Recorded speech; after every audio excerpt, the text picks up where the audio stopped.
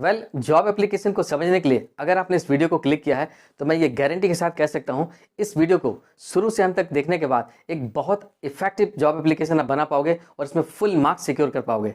Welcome back, I am Dinesh Kumar. Today I am going to explain you all about job application. सबसे पहले मैं इसके format को बताऊंगा, इसके बाद एक क्वेश्चन को लेके आसानी से कैसे आप आंसर बना सकते हो इसे मैं बताने की कोशिश करूंगा। Let us see the format at first. Here is a simple format of job application. सबसे पहले सेंडर्स एड्रेस लिखते हैं आप। Generally it covers 2 to 3 lines, ये 2 से 3 लाइन में हो जाता है। And then you leave a line here. इसके बाद डेट आता है। डेट लिखते समय कभी भी ये डेट वर्ड यूज नहीं करते और डेट कुछ इस तरह से लिखते हैं जैसे मैं लिख रहा हूँ, सपोज 18 जनवरी 2022। इस तरीके से डेट लिखने चाहिए। कभी भी आप स्लैश दे के डेट ना लिखें, ऐसे तरीके से डेट लिखना ठीक नहीं होता, ये नहीं लिखनी चाहिए। And then you leave a line once again, फिर से एक लाइन आपको छोड़ना होता है। इसके बाद रिसीवर्स एड्रेस आता है। रिसीवर्स एड्रेस भी आप 2 से 3 लाइन कवर करते हो, 2 to 3 लाइन्स, ये 2 से 3 लाइन में लिखना होता है generally. And then you leave a line once again. फिर आप सब्जेक्ट लिखते हो अकॉर्डिंग टू द क्वेश्चंस। अगर क्वेश्चंस में आपको लिखा है कि आप इस पोस्ट के लिए अप्लाई कर रहे हो, रिसेप्शनिस्ट पोस्ट के लिए, या किसी मैनेजर है, सेल्स मैनेजर, मार्केटिंग मैनेजर, तो आपको ऐसा लिखना होता है। इसीलिए applying for the post of dash, जो भी पोस्ट होगा उसके लिए आप लिखते हो according to the question. And फिर से आप एक लाइन यहाँ पे छोड़ते हो। इसके बाद सैल्यूटेशन का पार्ट आता है। सैल्यूटेशन में सर या मैडम लिखते हैं, डिपेंड करता है जेंडर, जिन्हें आप एप्लीकेशन लिख रहे हो वो अगर मेल है तो आप सर लिखते हैं, अगर आपको पता चल जाए कि वो लेडी है तो आप मैडम लिखते हो। ठीक उसी के नीचे से आप बॉडी स्टार्ट करते हो, body of the letter. It goes on for 2 to 3 lines, 2-3 line चलता है, फिर आप पैरा चेंज करते हो। इसके बाद ये फाइनली ये रिक्वेस्ट होता है, यहाँ पे ऑब्लिगेशन शो करते हो आप कि आप किसी कंपनी के लिए आप रिक्वेस्ट करते हो उन्हें कि अगर मुझे मौका मिला तो आप डेफिनेटली मैं अच्छा करूँगा आपकी कंपनी के लिए, ऐसा बताने की कोशिश करते हो।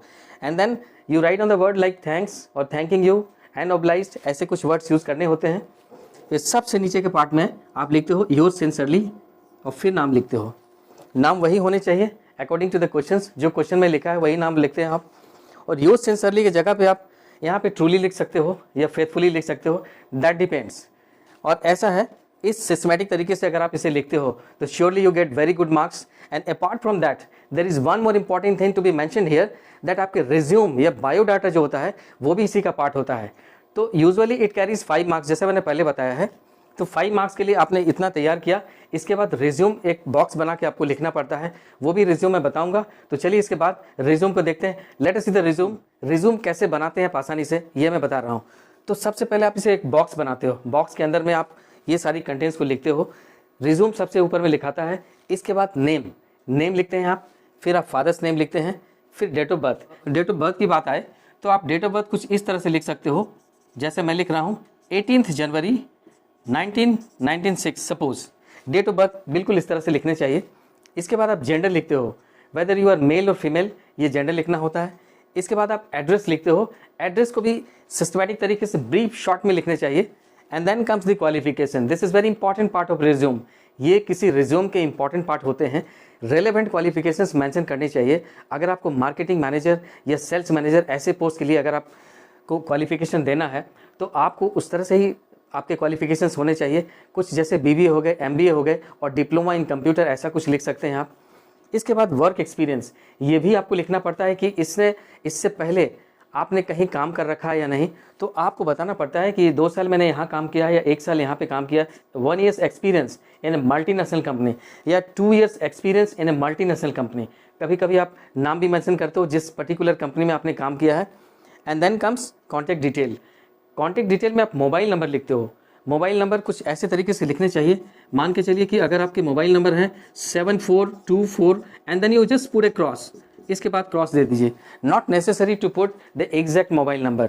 इसके बाद ईमेल आईडी की बात आती है, तो ईमेल आईडी भी आपको देना जरूरी होता है, because when you get a response, जब कंपनी आपको रिस्पॉन्स देना चाहे, आपको सेलेक्ट कर लिया, मान के चलिए कंपनी ने आपको सेलेक्ट कर लिया, तो फिर आपको किस पते पे ये किस पर्टिकुलर कॉन्टैक्ट में आपको कॉल करेगी, इसीलिए आपको ईमेल आईडी और मोबाइल नंबर देना होता है। So this is how I explain you the resume.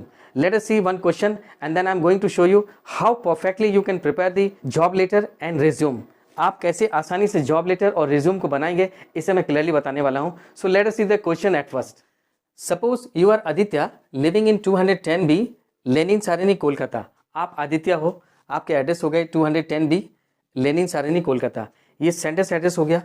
You came across an advertisement on the telegraph, आपने इस पेपर में, टेलीग्राफ पेपर में आपने एक विज्ञापन देखा, ये डेट थे 18 जनवरी 2022।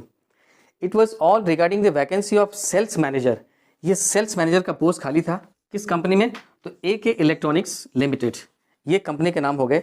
इसका मतलब हो गया कि रिसीवर्स एड्रेस आपको मिल गया, और ये इसका एड्रेस भी है बड़ा बाजार कोलकाता, ये तो उसके एड्रेस हो गए।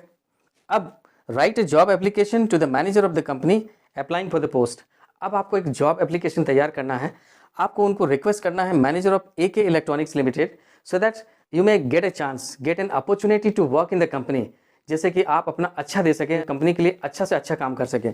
ये तो है। तो जॉब एप्लीकेशन कैसे सिस्टमैटिक तरीके से तैयार करते हैं, along with a resume, this is what I'm going to show you right now. So let us see the answer to the question. Well, here is the answer to the question. जो मैंने question लिखा उसके answer कुछ systematically इस तरीके से मैंने तैयार किया है। In fact I have shown you in 2 different parts, but when you prepare the answer आपको एक पेज में लिखना पड़ता है, फुल स्केप पेज में लिखना पड़ता है जॉब एप्लीकेशन। इसके बाद जब रिज्यूम की बात आती है तो उसे आप सेपरेट पेज में एक बॉक्स बना के लिखते हो।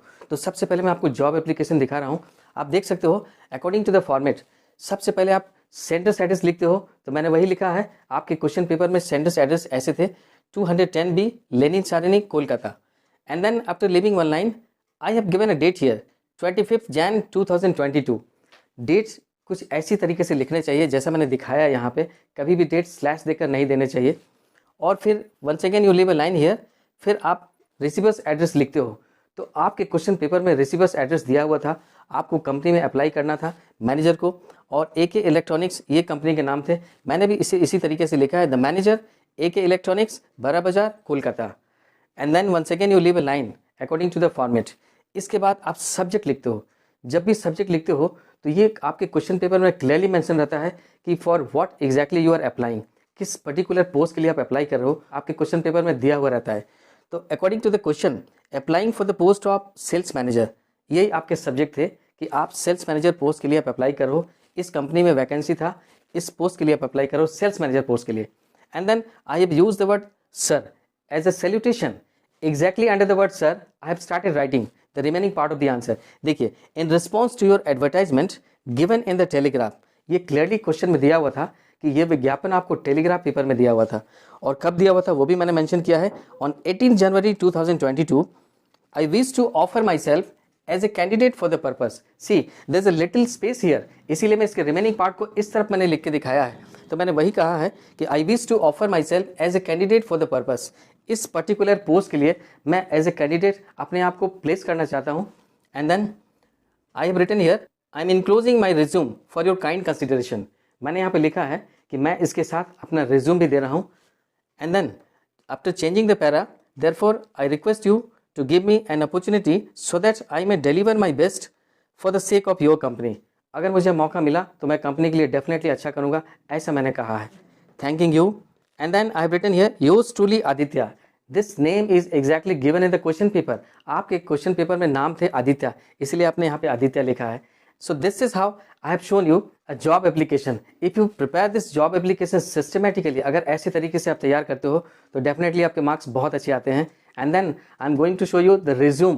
Resume should be prepared in a full box. तो effective resume कैसे बनाते हैं, चलिए इसके बाद दिखाता हूँ आपको। Let us see the resume. Resume कुछ ऐसे तरीके से तैयार करनी चाहिए, ये मैंने एक बॉक्स में बनाया है। In fact it should be prepared in a box. और सबसे पहले आप टॉप में resume लिखते हो, और जब ऑर्डर स्टार्ट करते हो तो आप नेम को पहले लिखते हो, and then comes the father's name, date of birth, gender, address, qualification, work experience, and then contact details. तो इस तरीके से कुछ ऑर्डर होने चाहिए। Now as for this part, जो मैंने इन्फॉर्मेशन लिखा है, these are not the real ones. मैंने सपोज किया है कि अगर आदित्य है क्वेश्चन में नाम, तो इसके फादर्स नेम मैंने कुछ एक लिखा है, आप कुछ और भी नाम दे सकते हो। इसके बाद मैंने डेट ऑफ बर्थ जो दिया है, डेट ऑफ बर्थ किसी भी कैंडिडेट का वो रियल नहीं होना चाहिए। एक चीज़ हमेशा ख्याल रखना चाहिए डेट ऑफ बर्थ लिखते समय, कभी भी आप अपना डेट ऑफ बर्थ नहीं दें, क्योंकि हार्डली आप 17 और 18 ईयर्स के हो सकते हो, लेकिन कभी भी आप जॉब के लिए अप्लाई करते हो तो 25, 26 ऐसा होना चाहिए, 25, 26, 27 ऐसे कुछ एज होने चाहिए, यही मैंने बताने की कोशिश की है। और डेट ऑफ बर्थ इस तरह से लिखें आप। फिर आप जेंडर लिखते हो, जेंडर यहाँ पे मेल है तो मेल आपने लिखा, फीमेल होता तो फीमेल आप लिखते। इसके बाद address, address according to the question आपको दिया होता है, आपके क्वेश्चन में लिखा था 210B Lenin Sarani Kolkata, exactly address मैंने वही लिखा है। क्वालिफिकेशन MBA, कुछ ऐसे रिलेवेंट क्वालिफिकेशन लिखने चाहिए अकॉर्डिंग टू द पोस्ट। आप सेल्स मैनेजर के लिए अप्लाई कर रहे हो तो कुछ क्वालिफिकेशंस रिलेवेंट होनी चाहिए। तो मैंने यहाँ पे लिखा है कि भाई MBA किया है उन्होंने, और कहाँ से किया है, तो from BHU Banaras Hindu university, ऐसा मैंने बताने की कोशिश की है। फिर वर्क एक्सपीरियंस, आपको वर्क एक्सपीरियंस भी देना होता है किसी भी कंपनी में अप्लाई करते हो या ऐसा जॉब एप्लीकेशन बनाते समय हमेशा ध्यान रखनी चाहिए कि वर्क एक्सपीरियंस जरूर मेंशन करना चाहिए। तो मैंने यहाँ पे लिखा है कि 1 year in A multinational company, आप किसी मल्टीनेशनल कंपनी में आपने काम भी किया है, ये आपने लिखा है। इसके बाद कॉन्टैक्ट नंबर फर्स्ट 2 नंबर्स लिखने के बाद आप इसे क्रॉस करके इस तरह से लिख सकते हो, because these are not the real ones, ये सपोज करना होता है। और you just prepare in such way so that the readers would feel that you know the way of writing. आपको रिज्यूम लिखना आता है, बस इतनी सी बात बताना होता है। अब देखिए ईमेल आईडी की जहाँ तक बात हो गई, तो ईमेल आईडी कुछ इस प्रकार लिखने चाहिए, this is how I have shown you the resume apart from this job letter. I'm very sure you must have enjoyed the video. If there is anything relating to this, please comment down. Don't forget to hit the like button and do subscribe to our channel DK English World. Thank you so much.